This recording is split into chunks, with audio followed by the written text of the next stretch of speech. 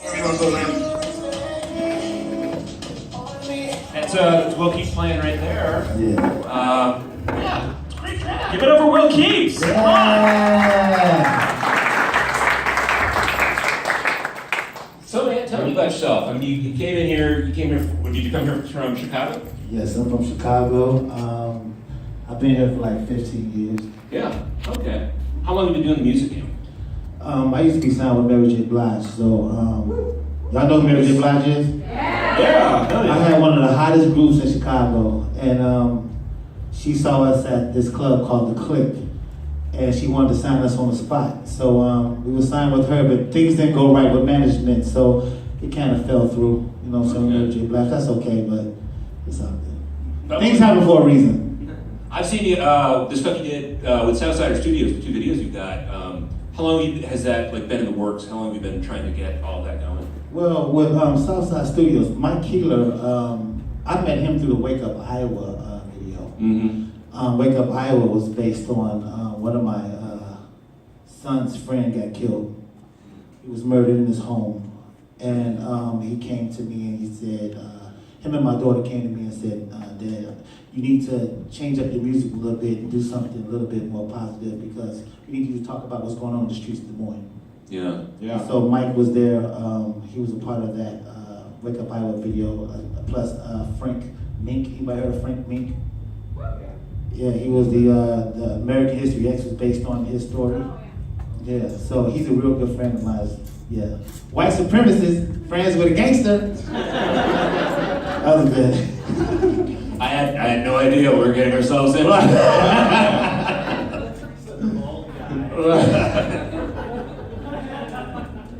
Male pattern baldness is I just got it. Yeah, talk about name. He's assuming you've got some hair to there. Right. No, I ain't got no hair. Awesome. So you're definitely a role model to the youth. I understand that you went ahead, you do a lot of volunteering. Well, you've done volunteering for Harding and school. What sort of stuff do you do when you go out and do that? For 2 years, I've actually been doing motivational speaking and mentoring for almost for nothing, for free. I wanted people to know who I am because it's kind of hard to go into a school with a do-rag on and a gold chain, you know what I'm saying, somebody look like me. But the reason why I wear this do-rag is because I was left for dead at 15 years old. And I had a friend get shot right in front of me. And they scarred me up so bad, but he left scars on me for the rest of my life. And I'm still not secure when it comes down to taking my do-rag off in public, so I keep my do-rag on.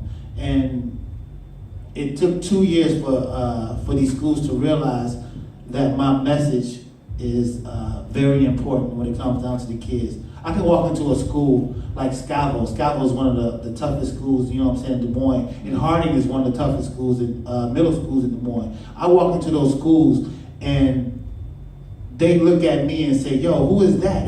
They instantly think I'm some type of superstar, like I'm some football player or something, you know what I mean? And they want to hear what I have to say. And so as I talk to them, they started listening and saying, yo, you just like you've been through what we've been through.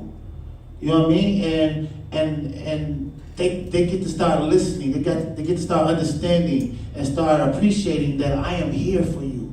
That I literally, look, I'm straight hip hop. I talk about sex, you know what I'm saying, gangster stuff, you know, and everything. But when I felt like I need to switch up my music to help the community. And a lot of people are saying like, yo, you are a suicide when it comes down to your career.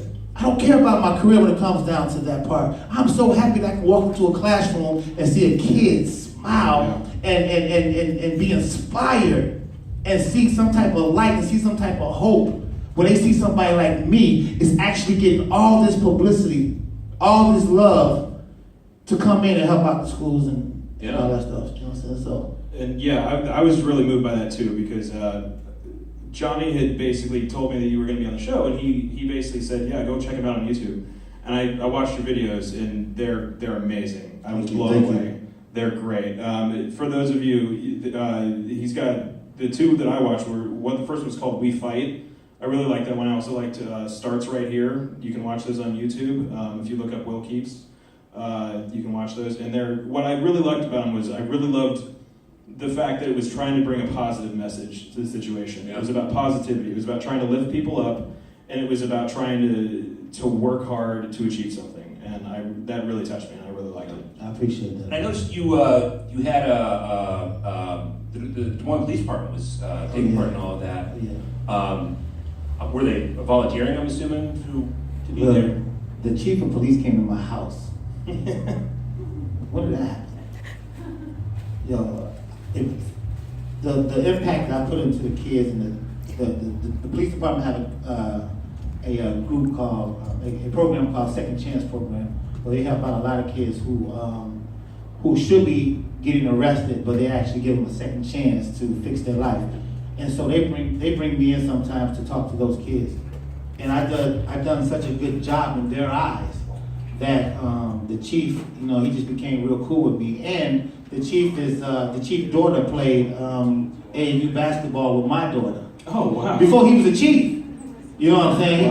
Wow. Was he a lieutenant? Lieutenant. And we talked all the time, and all of a sudden he became the chief, and it became like, wow. Like, listen, I feel like everything happens for a reason.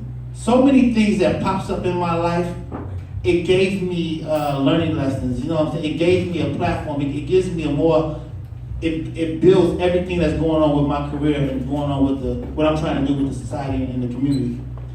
When the chief of police came to my house, I let him hear this song called We Fight. And I'm thinking to myself, I just want him to hear the song, right? And we was talking about how we was going to do the video and how we was going to play the video. I wanted his approval. But the chief heard the idea and said, look, I want to be in it. And I looked at him, I said, say it again? Because I'm like, wait a minute now, you serious? He said, no, Will. He said, I love what you're doing, man. I love you. I love your family. I want to be a part of this, man. I'm sure that you're going to make us proud. And he opened up the box, man. He went outside his box and was like, look, I want to do this. And I knew when the chief get involved in something like this, it was going to go national. That people was going to hear it. Yeah. So when he decided to do it, I was looking at all my film crew and all that stuff and my manager, and I was looking at them like, did this man just say that? Like, do he understand what he about to do? Like what type of change he about to make? And he did.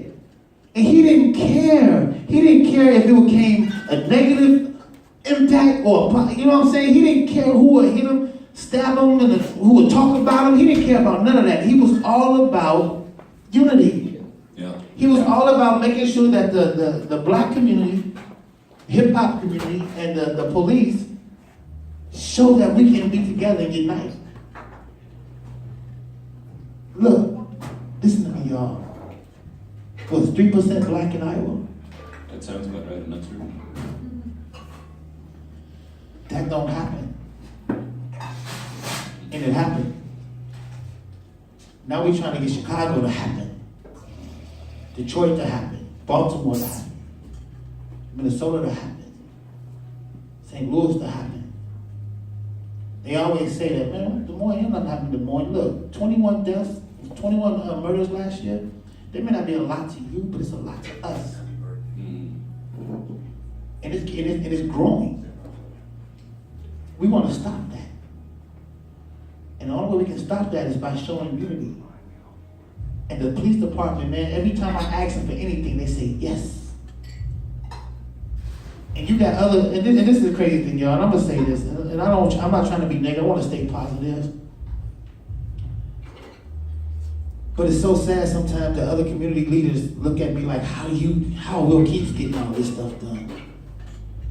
And I'm saying to them like, don't ask me how. Ask me, you know what I'm saying, how can you help? Or how can I help you? I'm not trying to do this by myself. Yeah. I can't do everything by myself. I'm strong at one point, at one level, and there's other people that's strong at that level, this level. And we all just get together, we can fix all this or slow it down. Right? Yeah. Well, I wanted to ask you, you've got such a positive message that we really have it, and that's why you want. It was the lack thereof. Yeah. I was molested as a child by my own stepfather. I was left for dead at 15 years old. I didn't get no help. I mean, I love my mom to death. I love her to death, but she wasn't really there when it came down to making sure that I was mentally and physically straight. I had to learn on my own. So this is really a mission of trying to make sure that others aren't alone in the world, the way that you felt during that time. Look, I felt like at the time that the streets was my family. Yeah. And the streets was the wrong family. Yeah. But at the time, I felt like that's all I had. That's all I can run to. See, people always say when it comes down to stop, you hear people say stop the lies when it comes down to police officers? They say stop the lies. If it was a whole room of black folks up in here, I would say the streets been lying forever. We some of the biggest lies in the world when it comes down to the streets. Yeah. So when you gonna say stop the lies, let's really stop the lies. With everybody. I don't care if you Black Lives Matter. I mean, I'm all lives. I'm for all lives matter. But I support Black Lives Matter too because I understand what their mission is about. But because I'm all lives matter don't mean that I'm a sellout. I just decided to fight everything. When it comes down to mental health, when it comes down to starvation, when it comes down to sexual abuse, when it comes down to physical abuse, when it comes down to anything, the police brutality is real when it comes down to blacks. We are being, treated different when it comes down to that. We are. But all lives matter to me means that I want to fight everything. That's even police brutality. I don't just stop there. So when Black Lives Matter say, we understand that all lives matter. But if you understand it, then understand it. That there's a whole bigger fight out there. Right. Yeah. We get that this fight is real. That police brutality is real. We get that it's real. And like I said, I would never knock it because that's their movement. But don't knock mine. Yeah. Don't knock that I'm ready to fight everything. Don't knock that I'm ready to challenge everything. Because when I go into these schools, I see these little kids who's white, black, white, Chinese, Latino, and how they not eating. And how they go through all types of stuff every day in their life. I'm not just gonna be like, okay, Black lives is what I'm gonna just fight for. Do you have any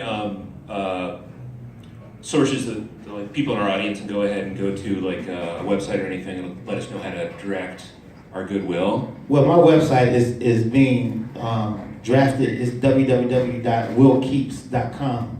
And I have my videos on there, but when it comes down to my story, we're building a whole new